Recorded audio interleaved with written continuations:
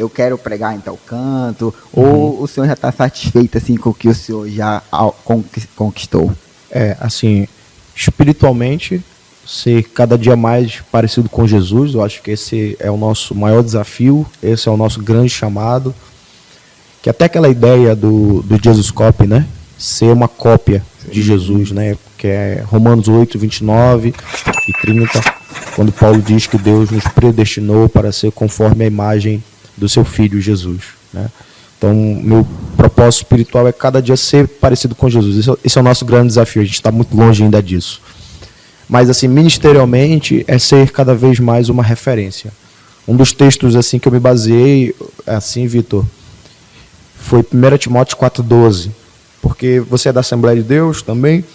Aí na Assembleia de Deus muitos obreiros já têm uma certa idade. Sim, então eu era bem jovem no meio de obreiros bem mais maduros, né? Por exemplo, eu cuido de pessoas que têm 60, 70 anos, né? Que são ovelhas da congregação.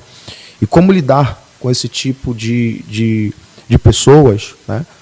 Às vezes a gente tem até essa crise de identidade, de vocação.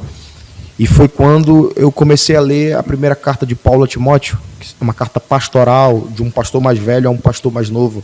E Paulo, no capítulo 4, versículo 12, diz assim: Timóteo, que ninguém te despreze por ser jovem, mas seja um exemplo para os fiéis. E aí ele diz, na palavra, na fé, no amor, na pureza e na moderação. Então Paulo diz, Timóteo, não é porque você é jovem que você não pode ser um pastor, não é porque você é jovem que você não tem ministério, você tem um ministério, mas entenda uma coisa, Timóteo, você precisa ser um exemplo, você precisa ser uma referência, você precisa ser um modelo para a congregação. E assim, esse é um dos propósitos meus, sabe? Ser um exemplo para a congregação, ser um exemplo para o povo de Deus. Sei que muitas vezes a gente falha muito nisso, é verdade, em sermos uma referência, mas esse é o nosso grande desafio.